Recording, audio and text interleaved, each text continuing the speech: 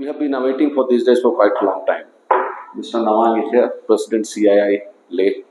I have been requesting him to have a media interaction in Leh so that we can have a across the table discussion and whatever issue that is happening, whatever is boiling and coming up in the project execution that need to be discussed, and so that we also learn from you, and we also would like to tell you something more about the project. It is a new project in the country, first time being undertaken, so there are many misconceptions has been what we perceive.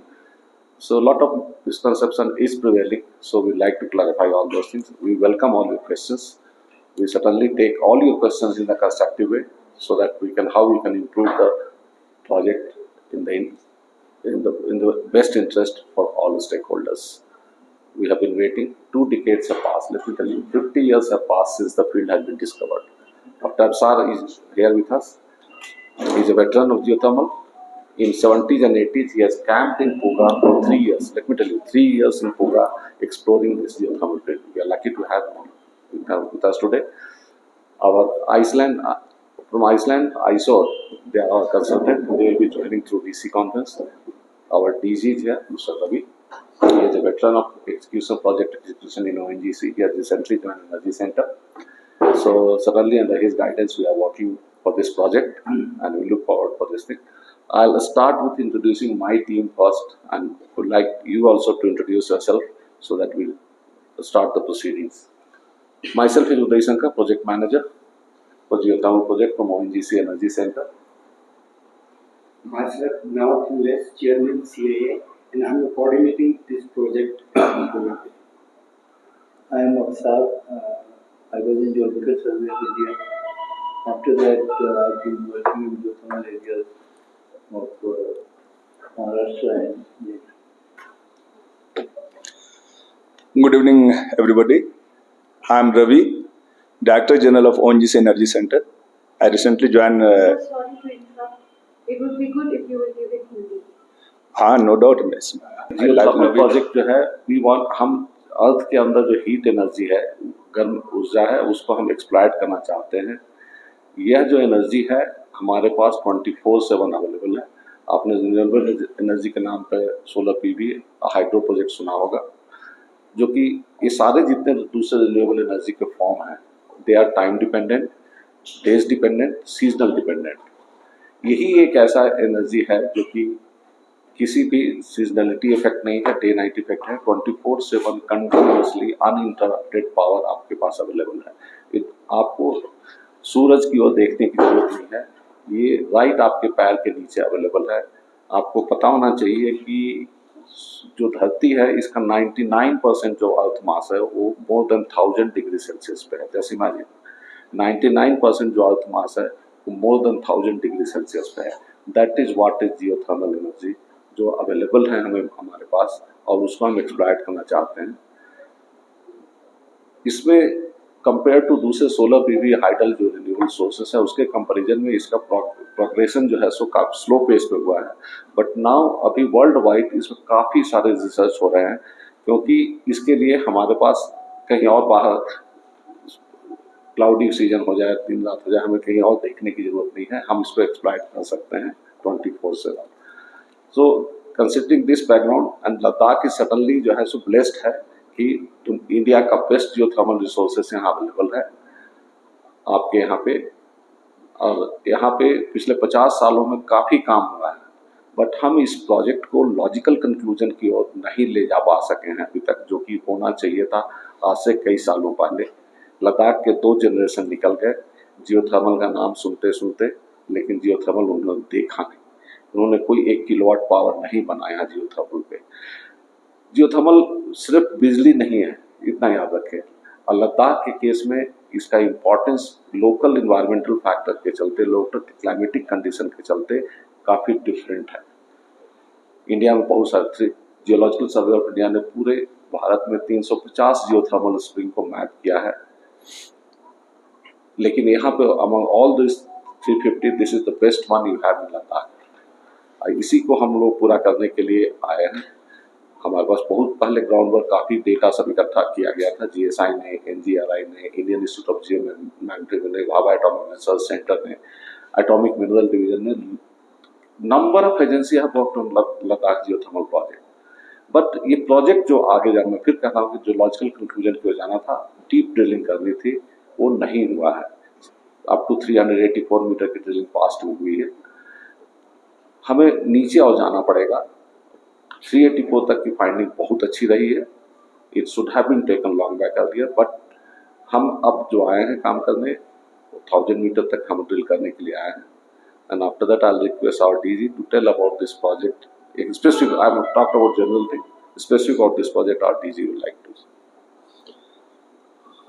अभी आपने जब सुना, हमारे colleague ने जो बताया कि हम लोग बहुत सारे डाटा इकट्ठा किए, लेकिन ये डाटा क्या है, मैक्सिमम सरफेस डाटा है कि जो हमने ले सकते हैं, ज़्यादा से ज़्यादा इन्फॉर्मेशन हमें सरफेस में अवेलेबल है।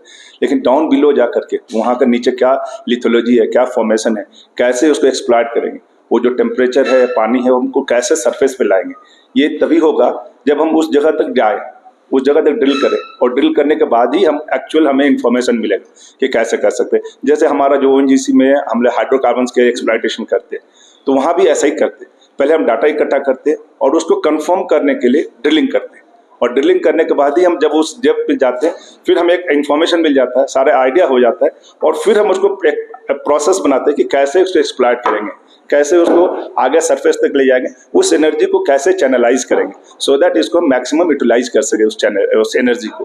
क्योंकि ये जियोथर्मल एक बहुत ही क्लीन एंड ग्रीन एनर्जी है, हमारे पास अवेलेबल है। और लद्दाख जो कहते हैं, जो हमारे कलीग ने बताया कि ब्लेस्ड है कि उनका बेस्ट रिसोर्स अवेलेबल जो जियोथर्मल का है वो यहाँ पे है, और वो पूगा, चुमथांग और अभी दोंजोक और कुछ एरिया में है जहाँ पे ऐसा वो नेचुरल बना हुआ है, उसमें बहुत ज़्यादा कुछ करने की आपको आवश्यकता नहीं है।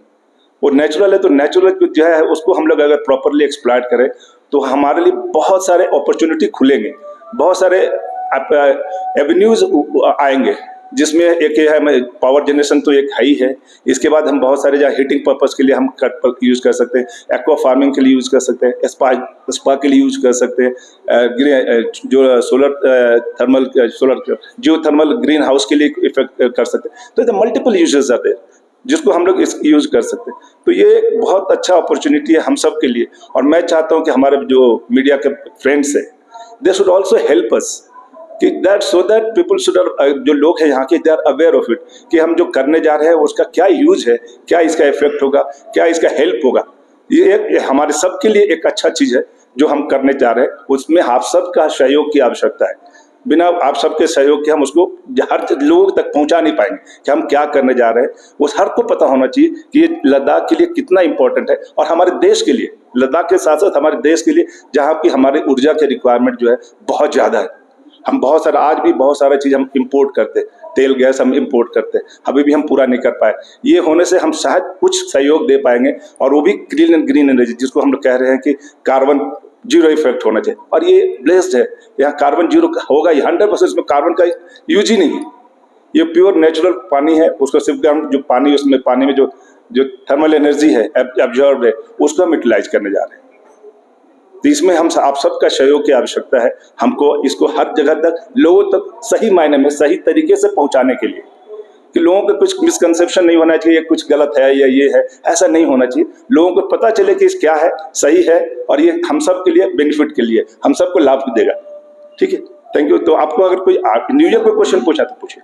सर, ये जो आप ड्रिलिंग वगैरह कर रहे होंगे, तो लोकल लोगों का इश्यूज कंसर्न नहीं, इन्वायरमेंटल पे क्या इम्पैक्ट पड़ेगा, क्या आप लोगों ने इसको स्टडी किया? खासकर वाइल्ड लाइफ वहाँ बहुत होते हैं, तो उन सब के जो लोकल पॉपुलेशन वाइल्ड लाइफ, इस पे कितना इम्पैक्ट पड़ेगा, इसके बारे में थोड़ा जानकारी। वाइल्ड लाइफ इम्पैक्ट एनालिसिस जो करते हैं उसके लिए एक क्लॉज है हमारे उसमें कि 50 एकर्स और 5 मेगावाट के ऊपर है। हाँ, मैं आपको बताना चाहूँगा कि हमने वाइल्ड लाइफ, इसके लिए एक प्रॉपर प्रोसेस है। हम एक काम कर रहे हैं वाइल्ड लाइफ सैंक्चुरी में, उसके लिए एक डिटेल प्रोसेस था। उसके थ्रू, परिवेश के through, ministry of environment forest के थ्रू हमें एक एप्लीकेशन डालना पड़ता है, जो कि यहाँ वाइल्ड लाइफ वार्डन, जो चीफ वाइल्ड लाइफ वार्डन है, LG साहब हैं, स्टेट लेवल पे वाइल्ड लाइफ कमेटी है, एंड देन सेंट्रल लेवल पे कमेटी है। 5 स्टेज पे हमारा प्रपोजल एग्जामिन हुआ। We have been grilled at 5 stages. It took us 10 months to get that approval. It is not an easy process. There are उसमें कुछ बाहर के experts थे, बहुत सारे एक्सटर्नल एक्सपर्ट्स होते हैं उस कमेटी में. इट इज़ नॉट कि केवल गवर्नमेंट के बाहर लोग होते हैं उस कमेटी में. हमारा ये पायलट प्रोजेक्ट है 1 मेगावाट का, इसलिए हमने पूरे प्रोजेक्ट का अप्रूवल नहीं मांगा है. हमने कहा है कि हम ये पायलट प्रोजेक्ट कर रहे हैं सिर्फ 1 मेगावाट के लिए. You see us our performance, see the impact on the आपका environment पे, then you give us approval for the second phase. So we are not, we could have done that. We could have, हम ये ले सकते थे कि हमारे phase 1, phase 2, phase 3 का अप्रूवल एक साथ दीजिए. We didn't go that. कि we know हम एक सेंसिटिव एरिया में काम कर रहे हैं, वाइल्ड लाइफ सैंक्चुअरी जोन है. सो इट इज़ नॉट, हम उसका पूरा ख्याल रखेंगे. वाइल्ड लाइफ जो भी उसके नॉर्म्स हमने जो पूरे करने हैं हम उसको फुलफिल करेंगे. हमारा रेगुलर वहाँ वाइल्ड लाइफ डिपार्टमेंट का इंस्पेक्शन होगा, उनके लिखा हुआ है कि there officer will be coming to this thing, regular visit our area. So and we are a government body, we are not a private body. We are subject to government audit, vigilance, everything is there. So since we are concerned, we are bounded by this thing, and this MOU we have signed with UT and LHDC. They are also coming on board with us. इसलिए आज यहाँ पे अब बैठे मैं वहाँ से भी MOU साइन करने के बाद हम ये प्रोजेक्ट ले रहे हैं. तो इसलिए लोकल पॉपुलेशन को आप क्या उनकी लाइफ में चेंजेस आएंगे, पॉजिटिव हुए या नेगेटिव, जो भी हो थोड़ा बहुत तो इम्पैक्ट होगा ना, जो आसपास पूगा वैली में रहते हैं उनको. हाँ, नहीं मैं बता रहा हूँ इसका, जब ये अभी तो पायलट प्रोजेक्ट है, अभी 1 मेगावाट का बनने वाला है. जब ये आएगा एनर्जी जनरेशन, अभी तो हम लोग सिर्फ पावर जनरेशन की बात कर रहे हैं. ये पावर जनरेशन होगा, हम लोकल ग्रिड में देंगे. अभी 1 साल तक हमारा जो MOU में है कि हमको इससे देना है वो हो गया. और इसमें जब मगर बड़े उसमें जाएंगे, बड़े स्केल में जाएंगे, तो डेफिनेटली हमारे पास एम्प्लॉयमेंट जनरेशन होगा. जब बड़े प्रोजेक्ट्स होंगे तो एम्प्लॉयमेंट लोकल लोग ही उसमें इन्वॉल्व होंगे वहाँ पे, कि लोकल की प्रायोरिटी होती है कि उसमें हमारा कोई भी होता है तो लोकल की पहली प्रायोरिटी होती है. तो वो उसमें उनका इन्वॉल्वमेंट के बिना हम काम आगे बढ़ा ही नहीं सकते. तो वो तो चाहिए ही चाहिए हमें. तो वो तो हम लोकल लोग के बिना हम आगे नहीं चल सकते. सर आपका कोई टाइम फ्रेम है जो 1 महीने होता आप बोला है पायलट प्रोजेक्ट करें, कब तक? ये इसमें क्या होता है ना, ड्रिलिंग हम कर रहे हैं. ड्रिलिंग ऐसा नहीं कि उसमें हम इमीडिएटली कह सकते हैं. जो हमने प्लान बनाया था कि इस सीजन में हम कर सकते हैं, जो हमारा अक्टूबर 15-20 तक हमने रखा था, लेकिन बहुत सारे चैलेंजेस आ रहे हैं हमारे उसको करने के लिए. तो हो सकता है कि अभी हम पूरा का पूरा प्रोजेक्ट इस सीजन में ना कर सके, इसको मुझे अगले सीजन में करना पड़ेगा, हो सकता है. लेकिन we are trying our best कि हम लोग इसको कंप्लीट करने की कोशिश करें यहाँ पे. सर बेसिकली ये जो आपका ड्रिलिंग का डिस्चार्ज जो आ रहा है किसी नदी में जा रहा करके, वो इशू सोशल मीडिया में भी आया. एक्चुअली क्या है ना, ये थोड़ा सा मिसनॉर्मल है, प्रॉपरली किसी ने देखा नहीं है. मैं वो बताना चाहता हूँ कि देखिए, ड्रिलिंग हमारा 9 अगस्त के बाद ड्रिलिंग नहीं किया अभी तक. 9 अगस्त के बाद कोई ड्रिलिंग नहीं हुआ. जब कोई ड्रिलिंग ही नहीं हुआ तो डिस्चार्ज की बात कहाँ से आ गई?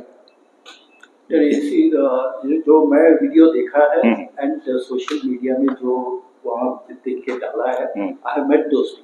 I have seen the video, I have seen the images. Yes. And they were there on 16.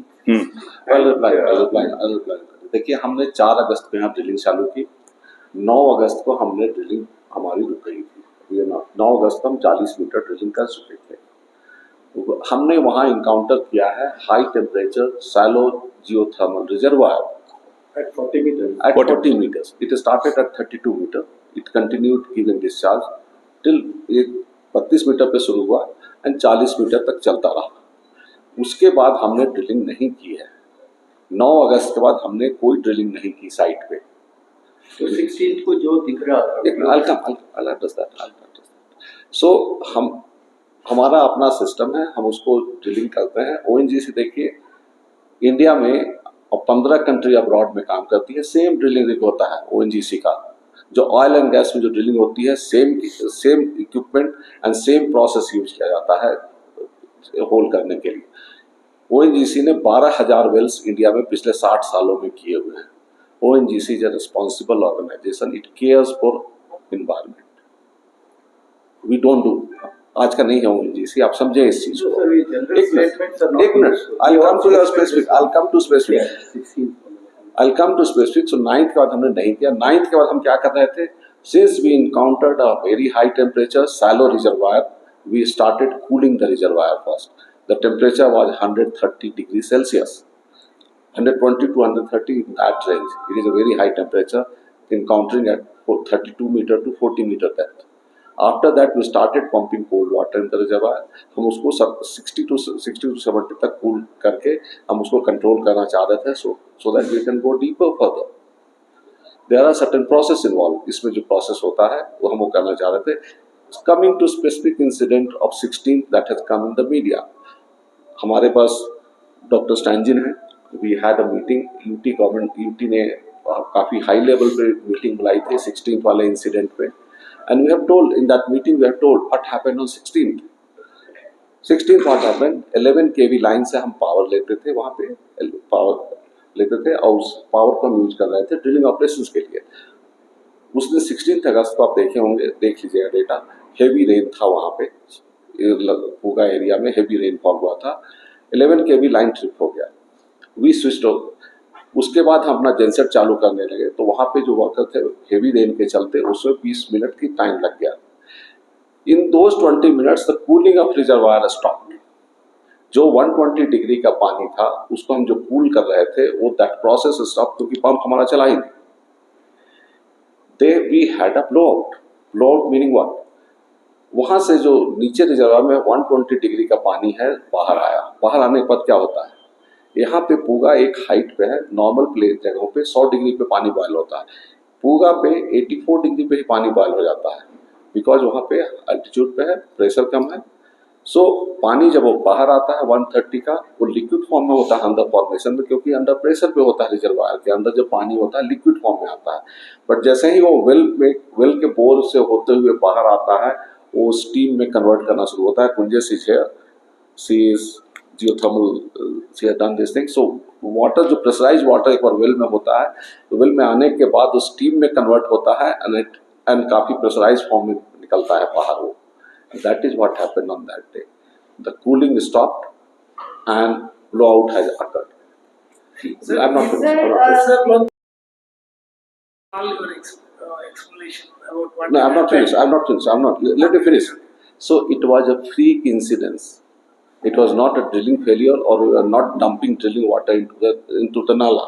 It was just a freak incident that happened over 20 minutes of time, and those particular minutes, the photograph and video that is circulating in the media has covered that water was coming from the breccia formation. Dr. Absar is here. He will tell you the geology aspect of what the breccia is. Breccia is what is its coloration, and how, whether it is environmentally, whether it is benign, it affects the environment or not. He will be telling you.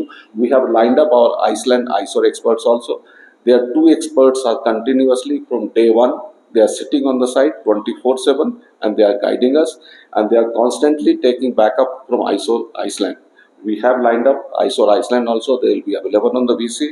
So if you have a question to them also, take the international opinion. I will tell you the ISOR background. ISOR is a 75 years old government of Iceland entity. They have provided geothermal know-how to more than 50 countries in the world, and they also train. They provide faculty to United Nations is running a geothermal university in Iceland. So most of the faculty are from ISOR. So this is the background we are having. We have got MOU with ISOR to provide the know-how for this project for next 5 years. आप तो बाहर से आए हैं, आपने काफ़ी, जैसे बोला है, काफ़ी कंट्रीज में किया है, तो फ्लोरा फौना लद्दाख का ट्रेन बिल्कुल अलग है, उसको बिल्कुल सोच समझ के ही आपने काम किया होगा. तो उसी बारे में मैम से हम जानना चाहेंगे, वो यहाँ के लोकल है, तो उस पर आपका क्या कहना है, क्योंकि काफ़ी मीडिया में ये भी आया था यहाँ के इनहैबिटेंट्स जो है खतरे में है इस तरह के प्रोजेक्ट से. तो मैम आप लोकल है, तो आप इस चीज़ पे क्या कहेंगे? देखिए, ये सिर्फ जो मेले का नहीं होता है. कुछ भी अगर हम प्रोजेक्ट बनाते हैं कहीं पे भी, तो कहीं पे भी आप प्रोजेक्ट बनाते हैं, इट इज़ मैंडेटरी, ज़रूरी हो जाता है एनवायरमेंटल सोशल इम्पैक्ट असेसमेंट करना उस जगह का. किसी भी जगह में आप कुछ भी करते हो, होता क्या है एनवायरमेंटल सोशल इम्पैक्ट असेसमेंट में कि जहाँ भी किसी भी जगह में आप कुछ भी एक्टिविटी करते हो, चाहे आप किसी बिल्डिंग का कंस्ट्रक्शन करते हो, चाहे आप पावर प्लांट का करते हो, या चाहे ड्रिलिंग करते हो, उस एरिया में ऑलरेडी कुछ सेटलमेंट होता है, ऑलरेडी कुछ फ्लोरा फौना होता है वहाँ पे अवेलेबल. तो आपको ये देखना होता है prior to start of any project, किसी भी प्रोजेक्ट को स्टार्ट करने से पहले ये देखना होता है कि किसी उस प्रोजेक्ट को करने से इन सारे एनवायरनमेंट पे हो गया, आपका सोशल लाइफ्स पे हो गया, वहाँ के जो लोग वहाँ रहते हैं या जो लोग वहाँ पे वो रिसोर्सेज यूज़ करते हैं, ठीक है, एंड सोशल एंड इन सब पे और इकोनॉमिक भी देखते हैं बेसिकली कि इनकम जनरेशन क्या होता है, एम्प्लॉयमेंट जनरेशन होता है या नहीं होता है, ठीक है। तो दिस रिपोर्ट ESIA रिपोर्ट करना हर प्रोजेक्ट के लिए मैंडेटरी हो जाता है। तो इसमें जैसे हमारे DG साहब and project manager Uday Shankar sir ने पहले बताया, जब MOU साइन होता है तो उसमें सारा कुछ मेंशन होता है कि you have to do EIA आपका, चाहे आप सोलर प्रोजेक्ट्स करते हो या आप जियोथर्मल करते हो, एंड देन ओनली आपको गो अहेड मिलता है, राइट। अब इस केस में क्या है, लद्दाख के केस में कोई भी प्रोजेक्ट करने से पहले, चाहे वो चंगतंग में करते हो आप, चाहे सिटी में करते हो, खरदोंगला पे करते हो, EIA करना ज़रूरी इसलिए हो जाता है, हम जो है इकोलॉजिकली बोलिए या फिर हम थर्ड पोल में रह रहे हैं, you know, Ladakh is in the third pole and it is very important. ये क्रिटिकल बहुत ही सेंसिटिव एरिया है एनवायरमेंटली, एंड अगर आप कुछ भी यहाँ पे एनवायरमेंटली कुछ भी आप यहाँ पे चेंजेस लाते हो, इम्बैलेंस क्रिएट करते हो, तो वो कंट्री के not only country but south east Asia हो गया, आपका होल थर्ड पोल में अफेक्ट करता है। ग्लेशियर्स हो गया, आपके रिवर सिस्टम्स हो गया, वाटर सिस्टम्स हो गया, फ्लोरा फौना हो गया, इन सब चीज़ों पे इफेक्ट करता है। So this is the reason कि ESIA करना बहुत ही ज़रूरी हो जाता है इन चीज़ों में। अब स्पेसिफिकली जियोथर्मल के केस में क्या होता है, compare to any kind of energy resource power plant, चाहे आपका सोलर हो गया, थर्मल हो गया या हाइड्रो हो गया, एनवायरमेंटल इम्पैक्ट जो है जियोथर्मल का सबसे मिनिमम होता है, क्योंकि इसका लैंड यूसेज जो है पर megawatt production compare to other solar हो गया या हाइड्रो हो गया, इट इज़ वेरी लेस, ठीक है, बहुत कम होता है इसका। तो इसकी वजह से इम्पैक्ट कम होता है, but then it doesn't mean कि आप EIA करना उसमें छोड़ दो, नेग्लेक्ट कर दो, यू नो, क्योंकि एक चीज़ और है, जैसे हमारा अभी हम पुगा की बात कर रहे हैं स्पेसिफिकली, तो वहाँ पे बर्डिंग ग्राउंड्स है, राइट। सेकेंडली वहाँ पे हॉट स्प्रिंग्स है जो काफ़ी हंड्रेड्स ऑफ ईयर्स से हमारे ट्रेडिशनल जो आमचीज होते हैं वो लोग यूज़ करते हैं फॉर द पेशेंट्स के ट्रीटमेंट्स के लिए, आर्थराइटिस हो गया, हेडेक्स हो गया, इन सब चीज़ों के लिए।